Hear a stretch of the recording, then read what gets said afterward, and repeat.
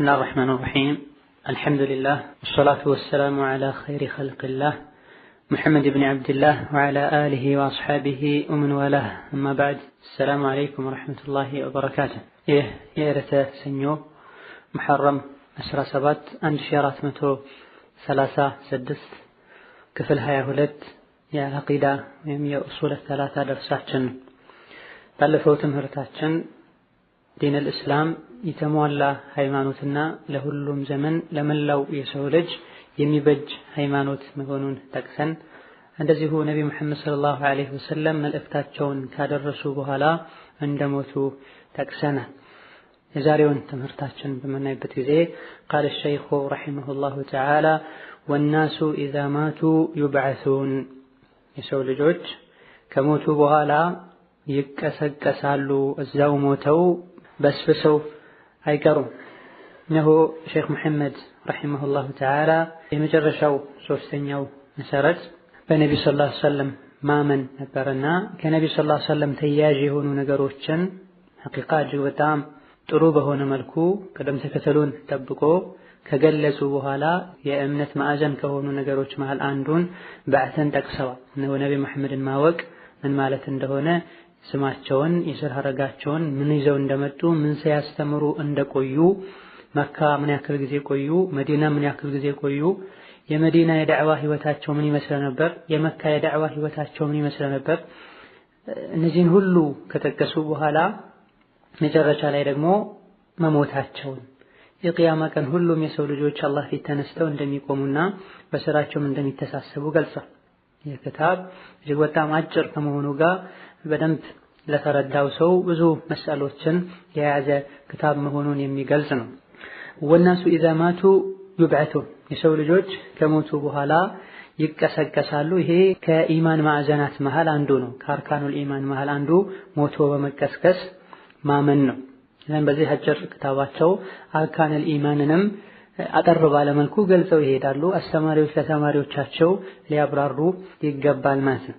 ሞቶ መቀስቀስ ብሎ ማለት የሰው ልጆች ከሞቱ በኋላ ከቀብራቸው መውጣት ማለት ነው።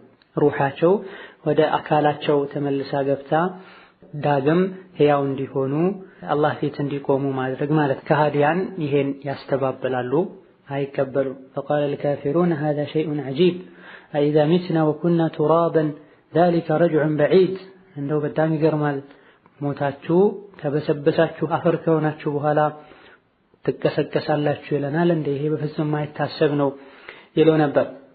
እነሆ አላህ ሱብሓነሁ ወተዓላ መጀመሪያ ሰው ልጆችን ምድር ላይ ማስገኘት እንደቻለ ሁሉ ዳግም ከቀብራቸው መቀስቀስም ይችላል።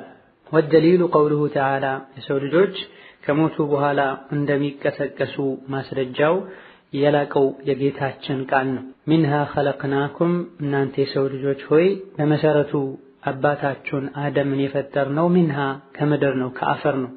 ወፊሃ ኑዒዱኩም ምድር ላይ የምትኖሩትን ጊዜ ኖራችሁም ደግሞ ወደ መጨረሻ ወደ ምድር ወደ አፈር እንመልሳችኋለን፣ ስትሞቱ ትቀበራላችሁ። ወሚንሃ ኑኽሪጁኩም ወደ መጨረሻም ደግሞ ከምድር ከአፈር ዳግም እንቀሰቅሳችኋለን በማለት አላህ ሱብሓነሁ ወተዓላ የሰው ልጆችን መጀመሪያም መጨረሻም ጠቅሷል። ወቀውሉሁ ተዓላ ሌላኛውም የሰው ልጆች ከሞቱ በኋላ እንደሚቀሰቀሱ ማስረጃው ወላሁ አንበተኩም ሚነል አርዲ ነባታ ثم يعيدكم فيها ويخرجكم إخراجا አላህ ሱብሓነሁ ወተዓላ ከምድር ማብቀልን አብቅሏቸዋል፣ ከምድር ፈጥሯቸዋል።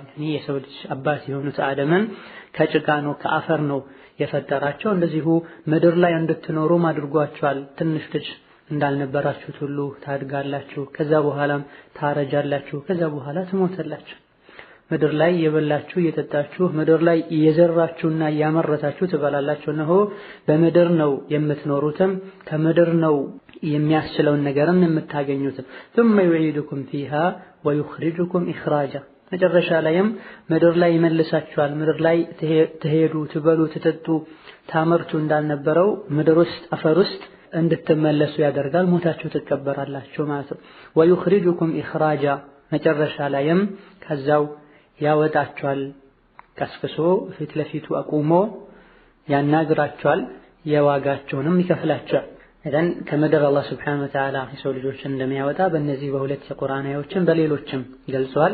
ይሄ ከሞቱ በኋላ እንደሚቀሰቀሱ የሚያሳይ የአላህ ሱብሓነሁ ወተዓላ ቃል ነው። እዘን ሞቶ መቀስቀስ ማመን በመጨረሻው ቀን ማመን ተብሎ የሚገለጸው ነው በሌላ አገላለጽ። በዚህ ዙሪያ ብዙ የቁርአን አያዎች አሉ። ይሄን ያስተባበለና ያላመነ ከእስላም ይወጣል። ወበዕደል በዕቲ የሰው ልጆች ከተቀሰቀሱ በኋላ ሞተው ዳግም ከተቀሰቀሱ በኋላ ሙሐሰቡና አላህ ዘንድ የሰሩት ስራ ይቀርብላቸዋል። ይሄን ሰርታችኋል ተብሎ ይቆጠርላቸዋል። ወመጅዝዩና እንደዚሁ ምንዳም ያገኛሉ፣ የዋጋቸውም ይከፈላቸዋል። ቢአዕማሊህም በስራቸው መሰረት ኸይር የሰሩት ኸይር ይከፈላቸዋል፣ ጥሩ ዋጋ ይከፈላቸዋል። ሸር የሰሩትም መጥፎ ዋጋ ይከፈላቸዋል። እዘን አንደኛው ሒሳብ አለ። ሒሳብ ብሎ ማለት ይሄን ሰርተሃል፣ ይሄን ሰርተሃል ብሎ እያንዳንዱን የሰሩትን ስራ ሪፖርት ማቅረብ ማለት ይቻላል። አላህ ሱብሓነሁ ወተዓላ እያንዳንዱን ስራ ስንሰራው በመላእክቶች እንዲመዘገብ አድርጓል። ማንም አይበደልም። ማንም ያልሰራውን ሰርተሃል አይባልም። የሰራውን በጎ ስራም አልሰራህም አይባልም። መዝገብ ላይ መጽሐፍ ላይ ይሰፍርለታል። የዚህ ውጤቱ ደግሞ ዓላማው ግቡ ምንድነው? ጀዛእን የሥራው ዋጋ ይከፈለዋል። እነዚህ ሁለቱ ነገሮች ሁሌ ከጭንቅላታችን ሊጠፉ ከሐሳባችን ሊጠፉ አይገባም። በእያንዳንዱ በምንሰራው ስራ አላህ ዘንድ እንጠየቅበታለን። ኸይር ከሆነም ጥሩ መልስ እንጠብቃለን፣ ሸር ከሆነ ደግሞ ቅጣት ይጠብቀዋል። እነሆ መጅዝዩነ ቢአዕማሊህም ብሏል። መጅዝዩነ ቢአዕማሊህም በስራቸው ይመነዳሉ አላህ ዘንድ ሱብሓነሁ ወተዓላ። ኸይርን ከሰሩ ትልቅ ምንዳ አላህ ይከፍላቸዋል በጀነት፣ ሸርን ከሰሩ ደግሞ ብርቱ ቅጣት ይቀጣቸዋል በእሳት በጀሃነም አላህ ይጠብቀን።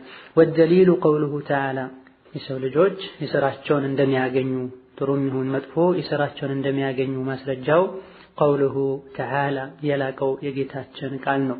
ወሊላሂ ማ ፊስ ሰማዋቲ ወማ ፊል አርድ ليجزي الذين أساءوا بما عملوا ويجزي الذين أحسنوا بالحسنى ولله يا الله بتشانو ما في السماوات وما في الأرض سمايات استنا مدروج ውስጥ ያሉ ነገሮች በሙሉ የአላህ ብቻ ናቸው። ያስገኛቸውም አላህ ብቻ ነው።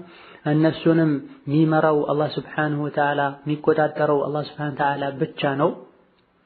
ليجزي الذين أساءوا بما عملوا ለው ሰማይ ላይ ምድር ላይ ያለውን ሁሉ ያስገኘው እዛ ውስጥ ደግሞ በተለይ ሰውና ጂን ይሄን አድርጉ ይሄን አታድርጉ ተብለው ታዘዋልና የዚህ ሁሉ የኸልቅ የሰው ልጅ የተገኘበት ዓላማ ليجزي الذين أساءوا بما عملوا መጥፎ ስራ የሰሩትን የስራቸውን ሊሰጥ ويجزي الذين أحسنوا መልካም የሰሩትን ደግሞ بالحسنى ከሰሩት በተሻለ መልኩ ምንዳ ሊመነዳ ብሎ ነው ይሄን ያደረገው። ሰማይና ምድር ላይ ያሉ ነገሮች የተፈጠሩበት ዓላማ ምድር ላይ ካሉ ከፍጡራን ውስጥ ኸይርን የሰራ የሥራውን ውጤት ጀነት እንዲያገኝ፣ መጥፎን የሰራ ደግሞ በሥራው ሊቀጣ ነው። በዚህ አያ አላህ Subhanahu Wa Ta'ala እንደገለጸው መጥፎን ስራ የሰሩ ሰዎች የሥራቸውን ብቻ ነው የሚያገኙት። በሰሩት ልክ ነው የሚቀጡት፣ ተጨማሪ አይቀጡም። ጥፋታቸው እጥፍ ድርብ አይሆንም። من جاء بالحسنة فله 10 أمثالها ومن جاء بالسيئة فلا يجزى إلا مثلها وهم لا يظلمون መልካምን ይዞ የቀረበ አላህ ዘንድ በ10 ይባዘለታል። መጥፎን ይዞ የመጣ ደግሞ በዛችው በመጥፎ ልክ ነው ዋጋውን የሚቀምሰው፣ አይበደልም። ያልሰራውን ባልሰራው አይቀጣም ብሎ አላህ Subhanahu Wa Ta'ala ይሄ አላህ ለሰዎች አዛኝ እንደሆነ ሩህሩህ እንደሆነ የሚገልጽ ነው። ليجزي الذين أساءوا بما عملوا በሰሩት ብቻ መጥፎ የሰሩትን በስራቸው ልክ ይቀጣቸዋል። መልካም የሰሩትሳ ويجزي الذين أحسنوا بالحسنى ኸይር ይዞ የመጡት ከሰሩት በተሻለ መልኩ ይመነዳቸዋል። للذين أحسنوا الحسنى وزيادة እንዳለው መልካምን ሰርቶ የመጡ መልካም ምንዳ ይጠብቃቸዋል፣ ተጨማሪ ሽልማትም አለላቸው እንዳለው ማለት ነው። እንደዚሁ ኡላኢከ ሁሙል ሙተቁን ለሁም ማ የሻኡነ ዒንደ ረቢህ አላህና መልእክተኛውን የታዘዙ በዲናቸው የበረቱ እነዚህ አላህን የሚፈሩ ናቸው። ለሁም ማ የሻኡነ ዐንደ ረቢሂም አላህን የፈርተው በህይወታቸው ቀጥ ብለው የተገዙ አላህ ዘንድ የፈለጉት ሁሉ አለላቸው። ዛሊከ ጀዛኡል ሙሕሲኒን ጌታቸውን በአግባቡ ይገዙ የነበሩ ሰዎች ምንዳ ይህ ነው፣ የፈለጉትን ሁሉ ያገኛሉ ብሏል አላህ ሱብሓነሁ ወተዓላ። ወመን ከዘበ ቢልበዕሲ ከፈረ ሞቶ በመቀስቀስ ያስተባበለ ሰው ከእስልምና ይወጣል፣ ካፍር ይሆናል፣ ከሃዲ ይሆናል። በአላሁን ካቢያ ምን ማለት ነው? ምክንያቱም ከእምነት ማዕዘናት አንዱን አስተባብሏል። ሞቶ መቀስቀስን ማስተባበል ነቢያትንም ማስተባበል ይሆናል። እነሆ ሞቶ መቀስቀስ አለ ብለው አስተምረዋልና። ወደሊሉ ቀውሉሁ ተዓላ ሞቶ መቀስቀስን ማስተባበል ኩፍር ክህደት እንደሆነ ማስረጃው ዘዐመ አለዚነ ከፈሩ አለን ዩብዐሱ እነዚያ ከሃዲያን በፍጹም ከሞተን በኋላ አንቀሰቀስም አሉ። ቁል አንተ ነቢይ ሆይ በላቸው በላ በፍጹም እንዴታ እናንተ እንደምትሉት አይደለም። ወረቢ ለቱብዐቱን በጌታዬ እምላለሁ በእርግጥ ትቀሰቀሳላችሁ። ثم ከተቀሰቀሳችሁም በኋላ ደግሞ እንደ አዱንያ ምርጫ የሚኖራችሁ እንዳይመስላችሁ ثم لتنبؤن بما عملتم የሰራችሁትን ስራ ሁሉ አላህ ዘንድ በዝርዝር ሲቀርብላችሁ ታያላችሁ። በስራችሁ መሰረትም ትቀጣላችሁ። وذلك على الله يسير ይህ ደግሞ አላህ ላይ ቀላል ነው፣ አይከብደውም። ካልነበራችሁበት እንዳስገኘ ዳግም ይቀሰቅሳችኋል። የሰራችሁትን ስራ ሁሉ እንዲነገራችሁ ያደርጋል። የሰራችሁትን ስራ ሁሉ እንድታቁ ያደርጋል። በስራችሁ መሰረትም ይመነዳችኋል። እነን ከላይ እንደጠቀስነው በዕት ብሎ ማለት የሰው ልጆች ከቀብር እንዲወጡ ከበሰበሱ በኋላ ሕያው እንዲሆኑ ማድረግ ማለት ነው። ዓላማው ደግሞ የሰው ልጆች የስራቸውን እንዲያገኙ ማድረግ ነው። ወመን ያዕመል ሚስቃለ ዘረቲን ሸረን የረህ ቅንጣት እንኳ የምታከል ቢሆን ሸርን የሰራ ሰው አላህ ዘንድ ሱብሓነሁ ወተዓላ ያየዋል፣ ዋጋውን ያየዋል። መን ዐሚለ ሷሊሐን ፈሊነፍሲሂ ወመን አሳአ ፈዐለይሃ ثم ኢላ ረቢኩም ቱርጀዑን በዚህ ህይወቱ ላይ ኸይርን የሰራ ሰው ለራሱ ነው ኸይሩ የሚጠቅመው። ሸርን የሰራ ሰው ራሱን ነው የሚጎዳው። እነሆ እዚህ ምድር ላይ እንደፈለጋችሁ የሆናችሁ አትቆዩም፣ ወደ አላህ ትመለሳላችሁ ብሏል። እነሆ የቂያማ ቀን የሰው ልጆች ሁሉ አላህ ፊት ይቆማሉ። ይህቺ ህይወት ከሃዲያንና ቀልባቸው በአዱንያ ፍቅር የታወረ ሰዎች እንደሚያስቡት ሁሌ እንደዚሁ የምትቀጥል አይደለችም። አላህ ሱብሓነሁ ወተዓላ ይህች ምድር ከጊዜ በኋላ እንደምትጠፋ ነግሮናል። መቼ እንደምትጠፋ ደግሞ አልነገረንም፣ ደብቆታል ሱብሓነሁ ወተዓላ። የሰው ልጆች ይዘጋጁለት ዘንድ ማለት ነው። መላኢኮችም ይሁን ነቢዮችም ይሁን ወልዮችም ይሁን ቂያማ መቼ እንደምትቆም ማንም አያውቅም። መቼ እንደሚሞት ማንም አያውቅም። ቂያማ በድንገት ትቆማለች። የሰው ልጆችን ሁሉ አላህ ሱብሓነሁ ወተዓላ እሱ ፊት ይሰበስባቸዋል።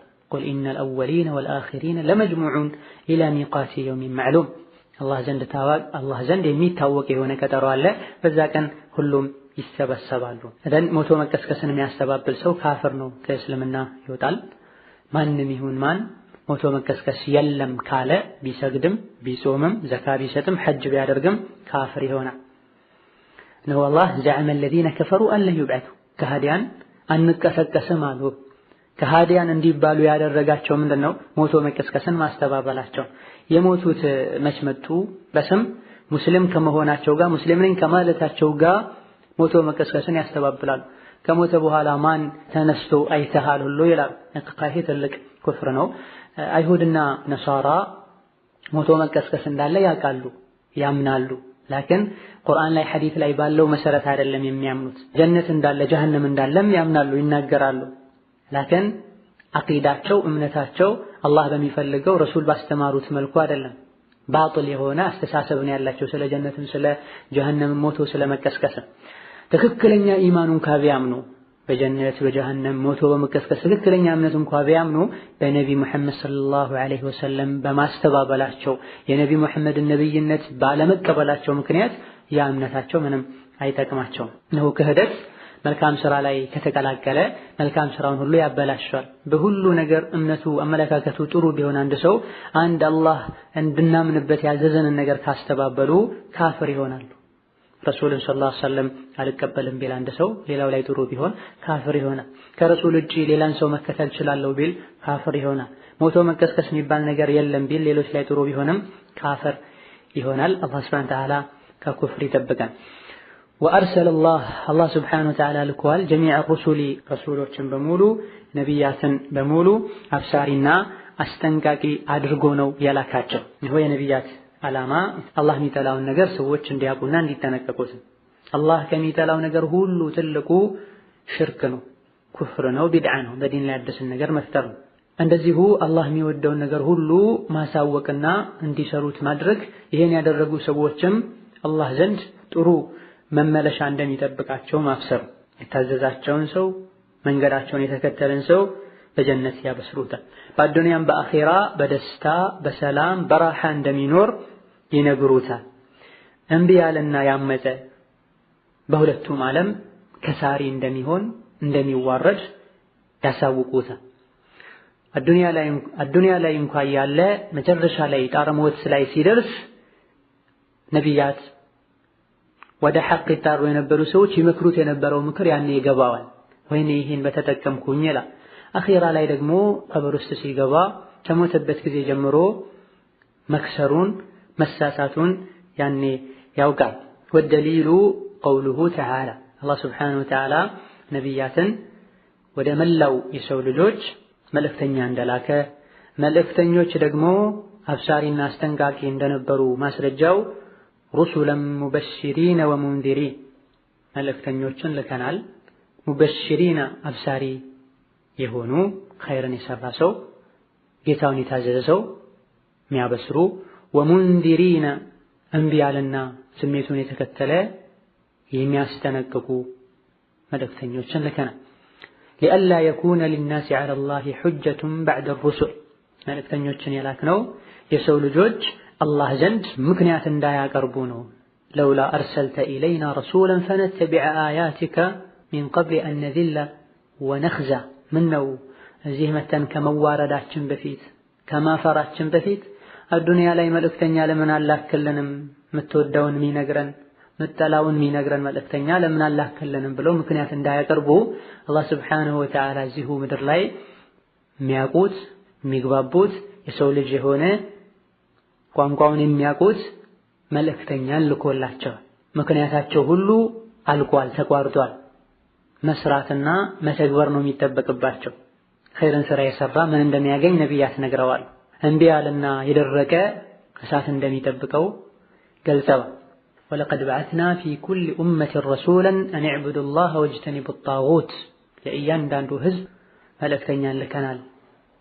አላህን ስብሓነሁ ወተዓላ በብቸኝነት ተገዙ፣ ጣዖትንም ራቁ የሚልን መልእክተኛ አላህ ለሰው ልጆች በየጊዜው ልኳል።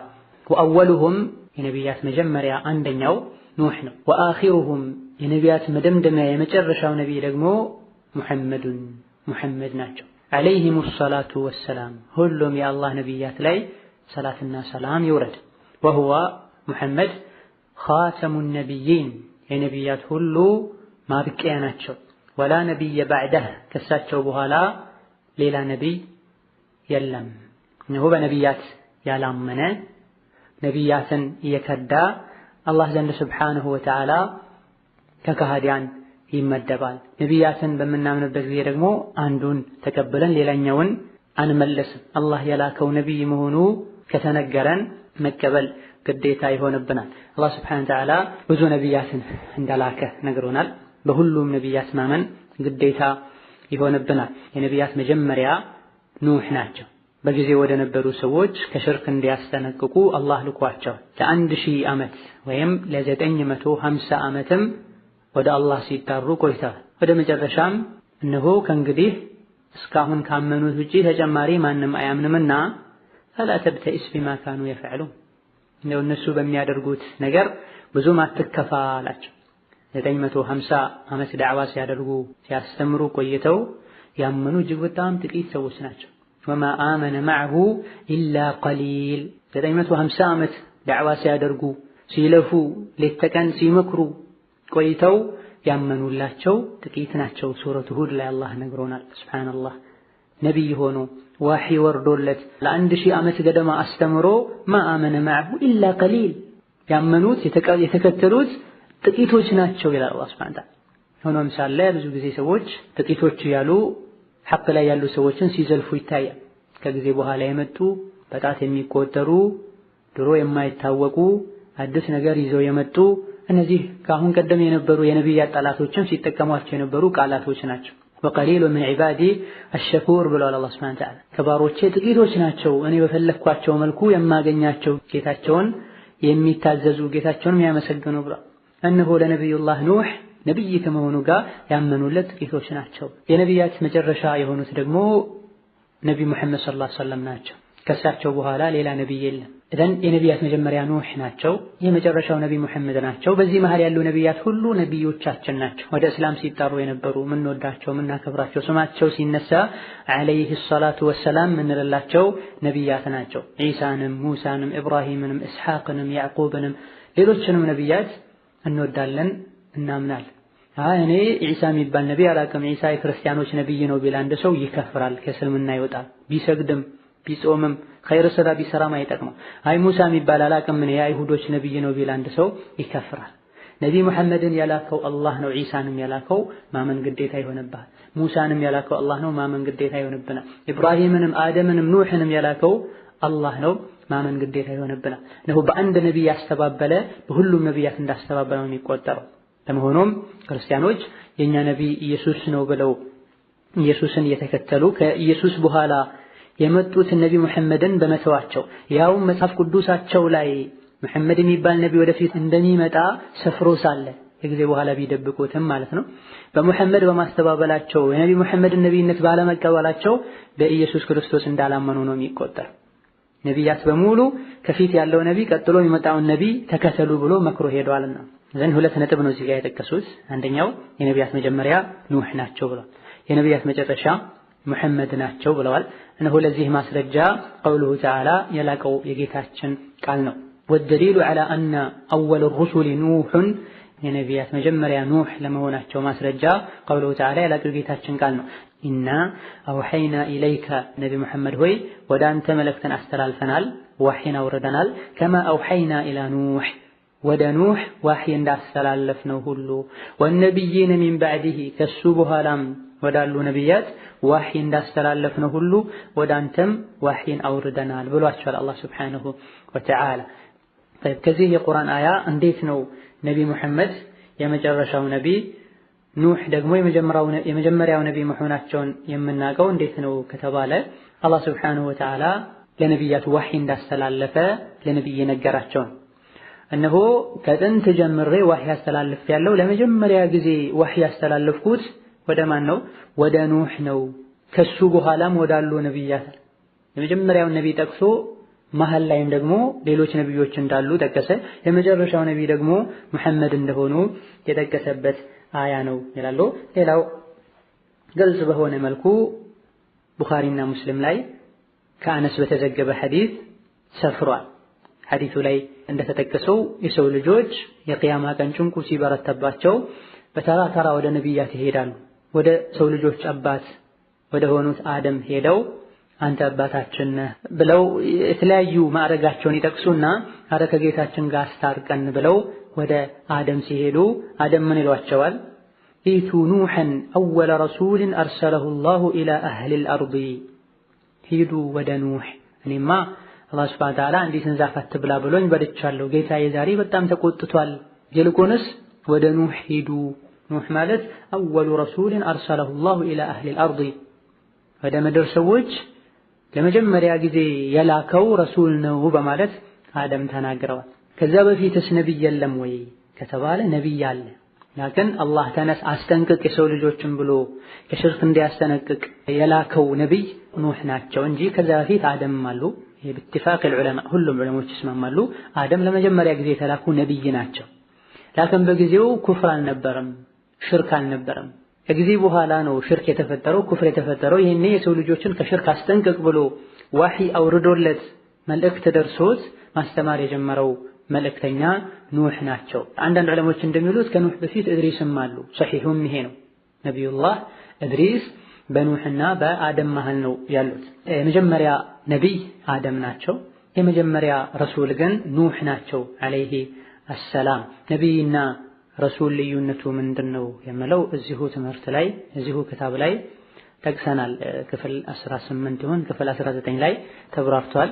እዛ ላይ ማግኘት ይቻላል። ነብዩ ሰለላሁ ዐለይሂ ወሰለም የነቢያት መጨረሻ ለመሆናቸው ከዚህ ግልጽ በሆነ መልኩ ሌላ የቁርአን አያ ላይ ተጠቅሷል። ሱረቱል አሕዛብ ቁጥር 40 ላይ ወላኪን ረሱለላሂ ወኻተመን ነቢይን ነብዩ መሐመድ ሰለላሁ ዐለይሂ ወሰለም የአላህ መልእክተኛና የነቢያት መደምደሚያ ናቸው በማለት አላህ ሱብሓነሁ ወተዓላ ተናግሯል። ወኩሉ ኡመቲን ሁሉም ህዝብ በዐተ አላሁ ኢለይሃ ረሱለን ሚን ኑሕን ኢላ ሙሐመድ ከኑሕ ጀምሮ እስከ ነቢ ሙሐመድ ያሉት ህዝቦች በየጊዜው አላህ መልእክተኛ ልኮላቸዋል። ያእምሩሁም ቢዒባደቲላሂ ወሕደሁ አላህን በብቸኝነት እንዲገዙ የሚያዛቸው፣ ወየንሃሁም የሚከለክል አን ዒባደቲ አጣጉት ጣዖትን እንዳያመልኩ የሚከለክላቸውን ነቢይ አላህ ልኳል። እያንዳንዱ ህዝብ በየጊዜው በየዘመኑ አላህ ነቢይን ልኮላቸዋል ከኑሕ ጀምሮ እስከ ነቢ ሙሐመድ ድረስ። የነቢያት ዓላማቸው ምንድን ነበረ? ያእምሩሁም ቢዒባደቲላሂ ወሕደሁ አላህን በብቸኝነት እንዲገዙ የሚያዝ፣ ወየንሃሁም ዐን ዒባደቲ ጣጉት ጣዖትን እንዳይገዙ ጣዖትን እንዳያመልኩ የሚከለክልን ነቢይ አላህ ልኮላቸዋል። ወደሊል ለዚህ ማስረጃ ቀውሉሁ ተዓላ የላቀው የጌታችን ቃል ነው። ወለቀድ በዐትና ፊ ኩሊ ኡመቲን ረሱላ በእያንዳንዱ ህዝብ መልእክተኛን ልከናል። አን ዕቡዱላህ አላህን ስብሓነሁ ወተዓላ በብቸኝነት ተገዙ፣ ወጅተኒቡ ጣጉት ጣዖትንም ራቁ የሚለን መልእክተኛ ልከናል ይላል አላህ ስብሓነሁ ወተዓላ። እዘን ነቢያት ከመጀመሪያ እስከ መጨረሻ የነበሩት ይጣሩ የነበረው ወደ እስላም ነው። እያንዳንዱ ነቢይ ወደ ህዝቦቹ ጋር ሲላክ በመጀመሪያ ደረጃ ይጠራቸው የነበረው ወደ አላህ ብቸኝነት ነው። አላህን በብቸኝነት ተገዙ ነበር የሚላቸው። ከዛ በኋላ በዘመኑ የነበሩ ችግሮችን በሁለተኛ ደረጃ ይዳሳቸው ነበር። ነቢያትን አላህ ሱብሓነሁ ወተዓላ እስልምናን አስይዞ ነው የላካቸው። ከዚህ አንፃር ሁሉም ነቢያት አንድ ናቸው። አምልኮን ለማንም አሳልፎ መስጠት እንደማይቻል፣ እንደዚሁ ሶላት ለአላህ ብቻ መሆን እንዳለበት፣ ዘካ፣ ጾም፣ ሐጅ ጭምር ሁሉም ነቢያት ህዝቦቻቸውን ያስተምሩ ነበር። ሁሉም ነቢያት ጾመዋል። ሁሉም ነቢያት ሶላት ሰግደዋል። እነዚህ አርካን እስላም የሚባሉ ነጥቦች ሁሉም ነቢያት ይስማሙባቸዋል። ለአላህ እንጂ ለማንም አይደረጉም። አፈጻጸሙ ላይ ልዩነት ሊኖር ይችላል። ዘካ አሰጣጥ ላይ፣ ጾም አጽዋም ላይ፣ ሶላት አሰጋገድ ላይ፣ መጠኑ ላይ ልዩነት ሊኖር ይችላል። ወኢላ በመሰረቱ እነዚህ ነገሮች ሁሉ ነቢያት ለህዝቦቻቸው ያስተምሩ እንደነበረ ተጠቅሷል። እነሆ የዛሬ ደርሳችን በዚህ ያበቃል። ወሰላሙ ዐለይኩም ወረሕመቱላሂ ወበረካቱሁ።